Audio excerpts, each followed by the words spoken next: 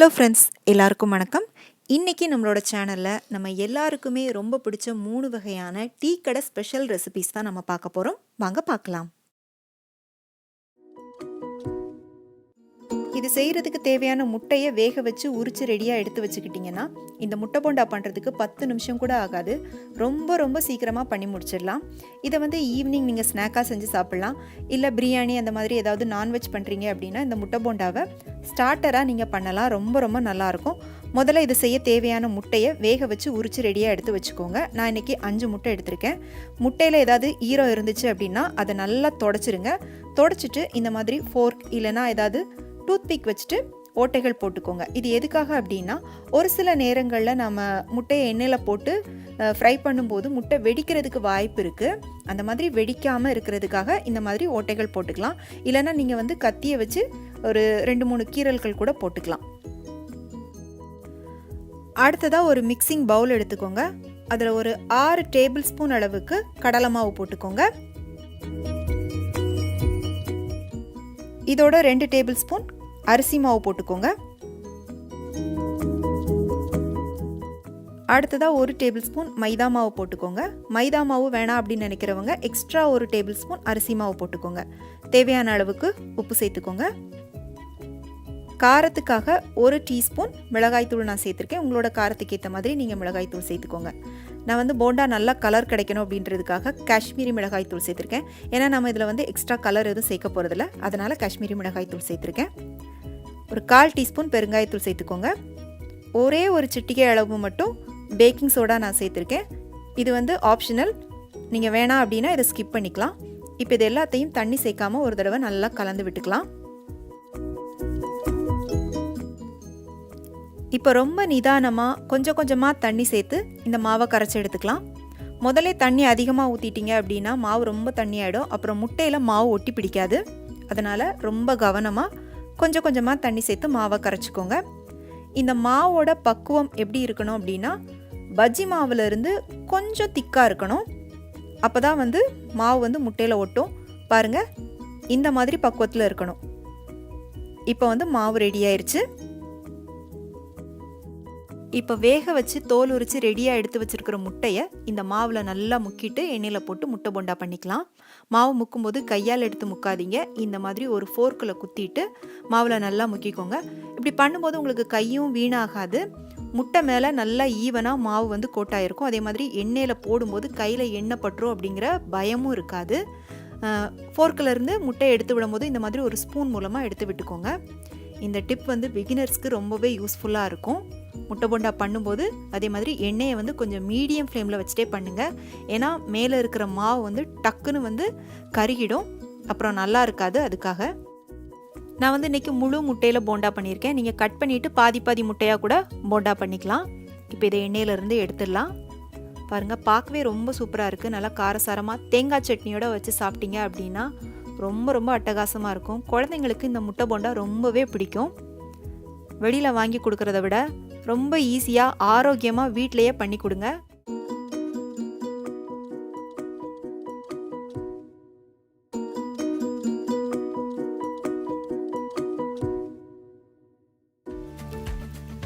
நான் இன்றைக்கி வாழைக்காய் பஜ்ஜி பண்ணுறதுக்காக ஒரு வாழைக்காய் எடுத்திருக்கேன்.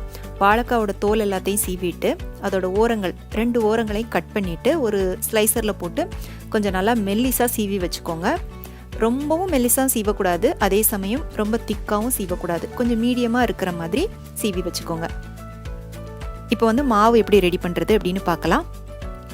ஒரு மிக்சிங் பவுல் எடுத்துக்கோங்க. அதில் மெஷர்மெண்ட் கப்புக்கு 1 கப் அளவுக்கு கடலை மாவு போட்டுக்கோங்க. அதோடவே 1 டேபிள் ஸ்பூன் அரிசி மாவு போட்டுக்கோங்க. அடுத்ததாக 1 டேபிள் ஸ்பூன் மைதா போட்டுக்கோங்க. இதோடவே காரத்துக்காக 1 டீஸ்பூன் மிளகாய்த்தூள் சேர்த்துக்கோங்க. அடுத்ததாக தேவையான அளவுக்கு உப்பு சேர்த்துக்கோங்க. ஒரு 1/4 டீஸ்பூன் பெருங்காயத்தூள் சேர்த்துக்கோங்க.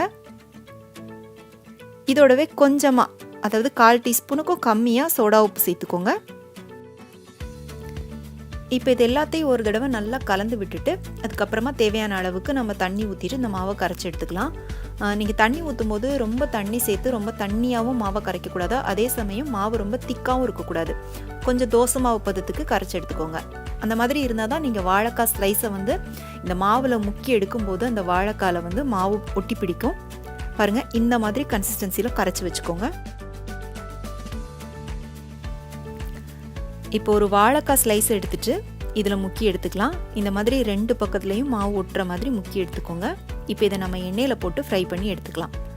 எண்ணெய் வந்து முதல்ல நல்லா சூடு பண்ணிடுங்க. சூடு பண்ணிவிட்டு அடுப்பை வந்து மீடியம் ஃப்ளேமில் வச்சுருங்க. மீடியம் ஃப்ளேமில் வச்சுட்டு அதுக்கப்புறமா பஜ்ஜி போடுங்க. இப்போ ஒரு பக்கம் நல்லா வெந்துருச்சு, இன்னொரு பக்கம் திருப்பி போட்டுக்கலாம். 2 பக்கமும் நல்லா செவந்து வந்ததுக்கப்புறமா இதை எண்ணெயிலேருந்து எடுத்துடலாம். இப்போ இது வெந்துருச்சு, இதை எண்ணெயிலேருந்து எடுத்துடலாம். பாருங்கள், சூப்பராக நம்மளோட வாழைக்காய் பஜ்ஜி ரெடி ஆயிடுச்சு. நல்லா காரசாரமாக கார சட்னி, தேங்காய் சட்னியோடு வச்சு சர்வ் பண்ணிங்கன்னா ரொம்ப ரொம்ப சூப்பராக இருக்கும். இப்போ இதே மாவை யூஸ் பண்ணிவிட்டு நீங்கள் காலிஃப்ளவர் பஜ்ஜி, உருளைக்கிழங்கு பஜ்ஜி, வெங்காய பஜ்ஜி, இந்த மாதிரி உங்களுக்கு பிடிச்ச காய்களை வச்சு நீங்கள் பஜ்ஜி பண்ணிக்கலாம். இல்லை காய்கள் இல்லைனா அப்பள பஜ்ஜி, பிரெட் பஜ்ஜி, இல்லை பன்னீர் பஜ்ஜி கூட நீங்கள் போட்டுக்கலாம். கண்டிப்பாக இந்த ரெசிபியை வந்து உங்கள் வீட்டில் ட்ரை பண்ணி பாருங்கள். ட்ரை பண்ணி பார்த்துட்டு எப்படி இருந்துச்சுன்னு உங்களுடைய கருத்துக்களை எனக்கு மறக்காமல் கீழே கமெண்ட் செக்ஷனில் சொல்லுங்கள். இன்றைக்கி பண்ணுறதுக்காக இந்த சைஸில் 2 வெங்காயம் எடுத்திருக்கேன். வெங்காயத்தை நல்லா மெல்லிஸாக கட் பண்ணிவிட்டு ஒரு பவுலில் போட்டுக்கலாம். இப்போ இந்த வெங்காய இதழ்கள் வந்து நமக்கு தனித்தனியாக இருக்கணும். அதனால் இந்த மாதிரி கையால் கொஞ்சம் பிசைஞ்சு விட்டீங்க அப்படின்னா அந்த இதழ்கள் எல்லாமே தனித்தனியாக பிரிஞ்சிரும். இப்போ இதோட காரத்துக்காக 2 பச்சை மிளகாவை பொடி பொடியாக கட் பண்ணி போட்டுக்கலாம். இதோடவே 1 இன்ச் அளவுக்கு இஞ்சியையும் நல்லா பொடி பொடியாக கட் பண்ணி போட்டுக்கலாம். அடுத்ததாக 1/2 டீஸ்பூன் அளவுக்கு காஷ்மீரி மிளகாய் தூள் சேர்த்துக்கலாம். தேவையான அளவுக்கு உப்பு போட்டுக்கலாம். ஒரு 1/4 டீஸ்பூன் மட்டும் பெருங்காயத்தூள் சேர்த்துக்கலாம். இதோடவே ஒரு 1/4 டீஸ்பூன் சோடா உப்பு போட்டுக்கலாம். இது வந்து ஆப்ஷனல், உங்களுக்கு வேணும்னா போட்டுக்கோங்க, இல்லைன்னா சேர்க்க தேவையில்லை. இதோடவே ஒரு கைப்பிடி அளவுக்கு நல்லா பொடி பொடியாக கட் பண்ண மல்லித்தழை போட்டுக்கோங்க. கொஞ்சமாக கருவேப்பிலை சேர்த்துக்கோங்க. என்கிட்ட ஃப்ரெஷ்ஷான கருவேப்பிலை இல்லை, அதனால் நான் காஞ்ச கருவேப்பிலை சேர்த்துருக்கேன். நீங்கள் வந்து ஃப்ரெஷ்ஷான கருவேப்பிலை போட்டுக்கோங்க. சேர்த்துட்டு இது எல்லாத்தையுமே தண்ணி சேர்க்காமல் கையால் நல்லா கலந்து விட்டுக்கோங்க. இப்படி பண்ணும்போது நம்ம சேர்த்துருக்கிற காரம், உப்பு எல்லாமே வெங்காயத்தில் நல்லா பிடிக்கும். நல்லா கலந்துட்டு இதை ஒரு 5 நிமிஷத்துக்கு அப்படியே விட்டுட்டிங்க அப்படின்னா வெங்காயத்துலேருந்து நல்லா தண்ணி விட்டுட்டு வரும். அதுக்கப்புறம் நம்ம மாவு போட்டு பிசையும் போது எக்ஸ்ட்ரா தண்ணி ஊற்ற தேவையில்லை. அந்த வெங்காயத்துலேருந்து வர்ற தண்ணியிலேயே நம்ம மாவு பிசைஞ்சிக்கலாம். பாருங்கள், நான் 5 நிமிஷம் இதை அப்படியே விட்டுட்டு எடுத்திருக்கேன். நல்லா வெங்காயம் தண்ணி விட்டுட்டு வந்திருக்கு. இப்போ இதோட நம்ம மாவு சேர்த்துக்கலாம். மெஷர்மெண்ட் கப்புக்கு 1/2 கப் அளவுக்கு கடலை மாவு போட்டுக்கலாம்.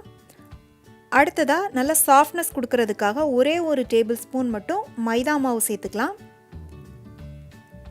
இதோடவே 2 டேபிள் ஸ்பூன் அரிசி மாவு சேர்த்துக்கலாம். இப்போ நீங்கள் மைதா மாவு சேர்க்காம கூட பண்ணலாம். ஆனால் டீ கடைகளில் கிடைக்கிற மாதிரி நல்ல சாஃப்டான போண்டா கிடைக்கணும் அப்படின்னா ஒரே ஒரு டேபிள் ஸ்பூன் மைதா மாவு சேர்த்துக்கோங்க. வெறும் அரிசி மாவு மட்டும் போட்டு நீங்கள் போண்டா பண்ணும்போது அதை கொஞ்சம் ஆறிடுச்சுன்னா கூட நம்ம சாப்பிட்றப்ப அப்படியே தொண்டையில் விற்கிற மாதிரியே இருக்கும். இப்போ இதை வந்து தண்ணி சேர்க்காமல் நல்லா கலந்துக்கோங்க. தண்ணியே உங்களுக்கு தேவைப்படாது. அப்படியே எக்ஸ்ட்ரா தேவைப்பட்டுச்சு அப்படின்னா ஒரே ஒரு ஸ்பூன் மட்டும் தண்ணி ஊற்றிக்கோங்க. இப்போ மாவு வந்து கலந்தாச்சு. இதோட 2 டேபிள் ஸ்பூன் நல்லா சூடான எண்ணெய் ஊற்றிக்கோங்க.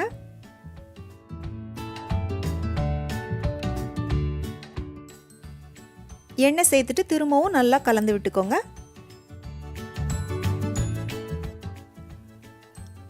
இப்போ நல்லா கலந்தாச்சு. மாவோட தண்ணி பதம் பார்த்தீங்கன்னா இந்த அளவுக்கு தான் இருக்கணும்.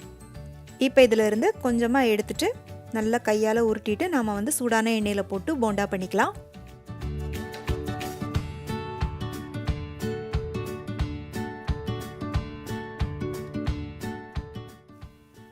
அடுப்பை நல்லா மீடியம் ஃப்ளேமில் வச்சுட்டே பண்ணுங்கள். ஹை ஃப்ளேமில் வச்சுட்டு பண்ணிங்க அப்படின்னா வெளியில் வந்து சீக்கிரம் வெந்துடும். உள்ளே வந்து அப்புறம் மாவு வந்து வேகாமல் அப்படியே இருக்கும். அதனால் மீடியம் ஃப்ளேமில் வச்சுட்டே பண்ணுங்கள். நல்லா எல்லா பக்கமும் திருப்பி திருப்பி போட்டு வேக விட்டுக்கோங்க.